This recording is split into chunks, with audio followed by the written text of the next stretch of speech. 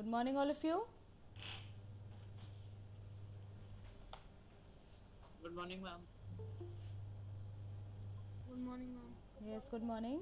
Okay, so today we will start with a new chapter in civics, electoral politics. Now, we saw that in chapter 2 or chapter 1 for you that in a democracy it is not possible for people to directly govern. Alright, so direct democracy is not possible, and so the most common form in our democracy through which people govern is through their representatives. And so in this particular chapter we will see that how these representatives they are elected, and we will first have a look at why elections are necessary and why they are useful in a democracy. Then we will try to see that how this electoral competition among political parties it serves the welfare of the people, and then we will also see that what are the conditions that make an election democratic. And basically the main idea here is to distinguish between elections from non-democratic elections. So we will try to figure out that how to distinguish democratic elections from non-democratic elections. Okay, and the rest of the chapter we will see that how the election process is held in India, and we will try also to have a look at the role of the election commission in trying to give us free and fair elections. Okay, so all this we will have a look at in the course of this chapter.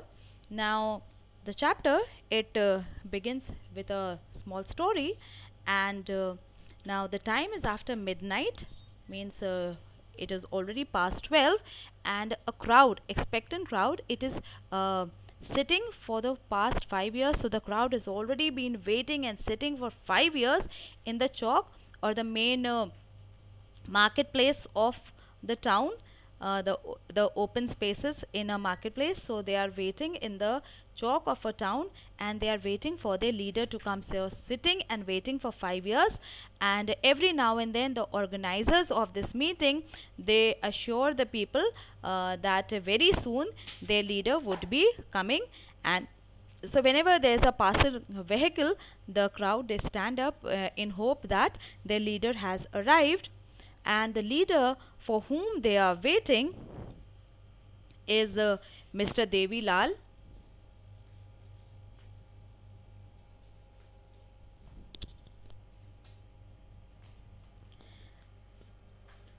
And now he was the chief of the Haryana Sangharsh Samiti, and he had to address a meeting in Karnal on Thursday night.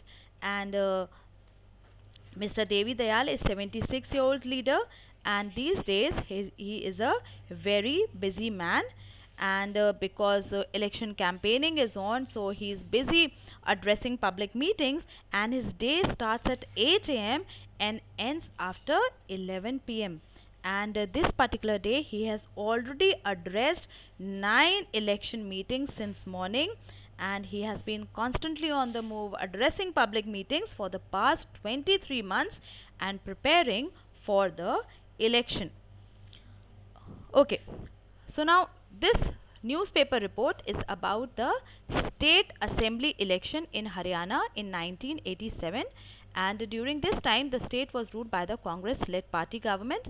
And in 1982 Chaudhry Devi Lal, who was the opposition leader, he led a movement which was called as the Nyay Yudh or struggle for justice, and he formed a new party. The name of the new party is Lok Dal, and his party they joined other opposition parties, means all the parties who were against Congress, so they joined other opposition parties and they formed a front or a alliance to contest the elections and to defeat the Congress at the elections.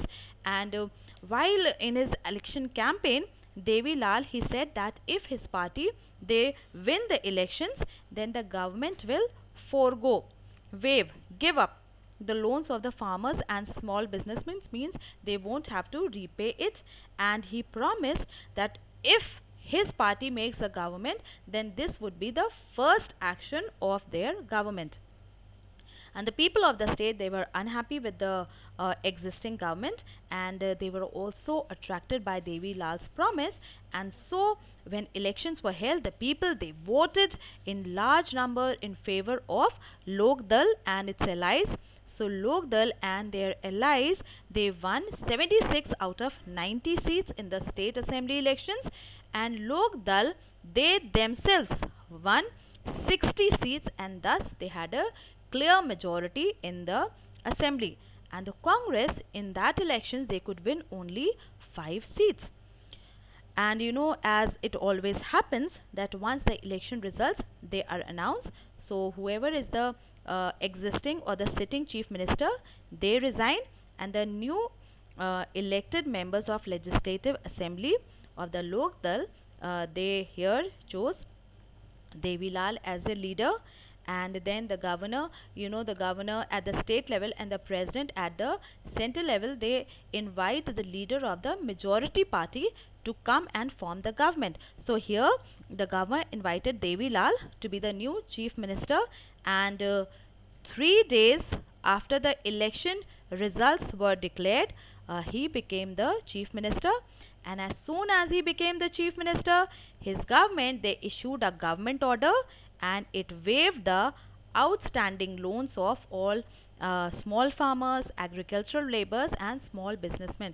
So as he promised to his people during his election campaign, he waived or gave up the loans of the small farmers, the agricultural laborers and the small businessmen. And his party ruled the state for 4 years, and the next elections, they were held in 1991. But this time his party did not win the popular support, and the Congress won the election, and they formed the government. Understood till here? Yes, And I hope all of you might be. grandfather of my Mr. Chautala. Haan beta? Yes? Ma'am, he is the grandfather of Chautala. Okay. He is the grandfather of my Deputy Chief Minister of Haryana. All right. Okay. Ma'am Chautala. All right. Okay. So, you know, this is how things are conducted in elections, and after elections, how the government is made. Now, this leads us to the next question, that why elections? Why do we need elections? You know, elections, they are a constant feature in democracy, and in chapter 1, though you did not do it, but like I did it on a brief basis with you, that you know, more than 100 countries in the world, you know, elections are held to elect the people's representatives. And now we have also read that elections which are held in many countries, so though elections are held in so many countries, but not at all places the election are held in a democratic manner. So now, why do we need elections? And so they are saying, to understand why we need elections, let us try to imagine a condition where we don't have elections. Now, a rule of the people is possible. Even the rule of the people is possible if we don't have any elections, and but that will be possible if all the voters, eligible voters, would be able to sit together every day and take all important decisions. But you know, as we have already seen, now this is not possible in large democracies, because you know, it will not be possible to find such a big place to make sit all the people, all the eligible voters together. And you know, even if you can find a big enough place, you know, everyone would not have the time and the knowledge to take decisions on all the matters. And so in most democracies, people, they rule through their representatives. So we are talking about democracy. So is there a democratic way of selecting? We are saying a condition where elections are not there. So if elections are not there, then they need to have selections. So is there any democratic way of selecting representatives without election? So they are saying that let us think of a place where representatives are selected on the basis of age and experience, or a place where they are chosen on the basis of education or knowledge. Now, but then there would be a great difficulty in deciding that who is more knowledgeable or who is more experienced. But let us imagine that okay, we can solve these problems also. But if we are able to solve these problems, then can such a place be and you know, then obviously such a place will not require elections, but can this place be called a democracy? And now, even if we find out representatives by these ways, on the basis of age and experience and qualifications and knowledge, then you know, how do we find out that whether the people, they like their representatives or not? And then how do we ensure that the representatives, they rule according to the wishes of the people? And then you know, how to make sure that those people who the people don't like, they do not remain in power. Now, to do all this work, a proper system, a proper mechanization, a mechanism is required through which the people, they can choose their representatives at proper intervals and change them also if they so want.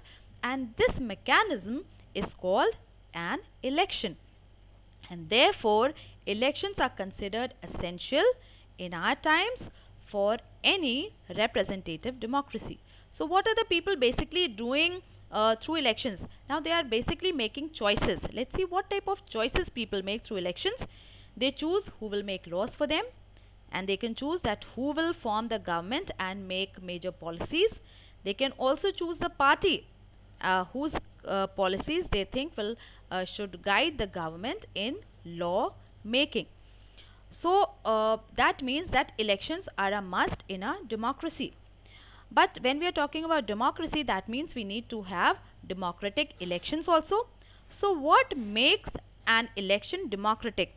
You know, elections can be held in many ways. All democratic countries hold elections, but most of the non-democratic countries, they also have election of some kind or the other. So how to distinguish between democratic elections from non-democratic elections? And you know, we have discussed about this a little briefly in the first chapter that we did in class with you, and we discussed many examples of the countries where elections are held, but they can't be called as real democratic elections. And so they are saying that let us recall what we learned there and start with a simple list of the minimum conditions which are necessary for a democratic election. So the first condition which is necessary is that everyone should be able to choose. Means every person should be given one vote and every vote should have equal value. Means all the persons should have the right to vote. Then the second condition is there should be something to choose from. Not just one party. There should be various parties and candidates, and people should be able to parties should be free to contest elections, and candidates should be free to contest elections. And now that means if that is the condition, then only it is a real choice to the voters. Otherwise, if there is just one party, then obviously there is no real choice available to the people. So there should be more than one party, and each party should have more than one party should have a clear chance of winning the elections. Then this choice, it should be offered at proper regular intervals. So election must be held regularly after few years. Then fourth, the person who is elected by the people, he should be elected. And the fifth condition necessary for democratic elections is that election should be conducted in a free and fair manner, and where people can choose the people whom they wanted to choose. Means there should be no pressure on the people to choose. They should be free and they should choose from their own free will. Now on the surface they may look like very simple things, simple and easy conditions, but you know, in many countries all these conditions are not fulfilled. And in this chapter we will apply all these conditions to the elections which are held in India, and to see that whether the elections that we have in our country, they can be called democratic elections or not. Okay, so we need elections. All democracies have elections. We have representative democracies. We need elections to select our representatives. And we also had a look at the minimum conditions which are required for a proper democratic election. Now the question is this competition or political competition, is this good for the people? Alright, okay, now let's see. Elections are all about competition, political competition, and now this competition takes various forms, and the most obvious form is competition among the various political parties. Then if we are talking about the constituency level, then it is a competition among the various candidates which are fielded by the different political parties. Now if there is no competition, then obviously there is no point of having an election, so competition is bound to be there. But the question is, it is good to have political competition. Now clearly electoral competitions have their own demerits, and let's see the demerits of the electoral competition. First, it creates a sense of disunity. So whenever we have elections, it creates disunity among people. Why? Because people take sides in an election, and factionalism means each society or constituency is broken up into different segments, and people take sides of different candidates or different political parties, so there is disunity. Then you must have heard people talking about party politics, that they give tickets to only those who they favor, and every person does not have a fair chance and all that. So you must have heard people talking about party politics, so that is one more demerit of electoral competition. Then different political parties and leaders, they often talk about bad things against each other. They put allegations on one another. Then parties and candidates, many times they use dirty tricks also to win elections. Then some people, they put so much stress on winning election that they don't give so much importance as to make long term policies for the people. And then the final demerit could be that good people who may wish to serve the country, and they also do not enter this arena because of so much dirt there, and they do not like to be dragged into unhealthy competition. So these are the problems that we face in electoral competition. And our constitution makers, now they were also aware of these problems, but still they opted for free competition in election as the way to select our future leaders. And why they did so? They knew all these problems existed, still they chose for this method because they thought that this system works best in the long run. If we are considering an ideal world, then all the political leaders are inspired to do good for the people, and they know what is good, and they are motivated only to work for the welfare of the people. But and if that is the case, then obviously political competition is not required in an ideal world. But we don't live in an ideal world, we live in a real world, and this is not what happens in real life. Now all over the world, political leaders basically like other professionals, they are motivated by the desire to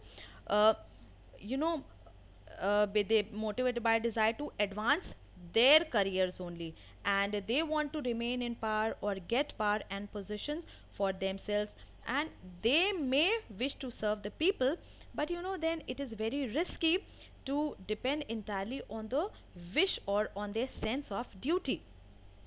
Besides, even if they wish to serve the people, they may not know what is the requirement of the people, and many times their ideas of doing good for the people, they may not match with what the people really want. And so how do we deal with this real life situation? And now one way to try and improve the knowledge and character is to improve the knowledge and character of political leaders, and now that is not possible much. And so the other more realistic way is to set up a system where people are given punishment and rewards. Alright, and now then who will decide this reward and punishment? obviously the people will decide that who should be rewarded and who should be punished. And now this is what an electoral competition does. You know, regular electoral competition, it provides incentives to the political leaders, and they know that if they raise issues which are for the welfare of the people, which the people want, then their popularity will increase and their chances to win next elections will also increase. But if they fail to satisfy the voters with their work, then they won't be able to win again in the next elections. And so, you know, this brings us to the conclusion that if a political party or a candidate is motivated only by desire to be in power, and even then he will be forced to serve the people. And you know, this is the way the market works, all right. And you know, if a shopkeeper, even if it is he is interested only in his profit, and but still, you know, he is forced to give good service to the people, to the customers. Why? Because if he does not do so, then the people will go to any other shop. Similarly, in political competition also, though they may cause divisions and there is some dirtiness, ugliness, but finally it forces the people, the political parties and leaders, to serve the people. Okay, so have you understood till here? Yes, ma'am. Yes, what about the rest? Yes, ma'am. Is it clear? Have you all understood? Yes, ma'am. Okay, so all right, we will stop here for today.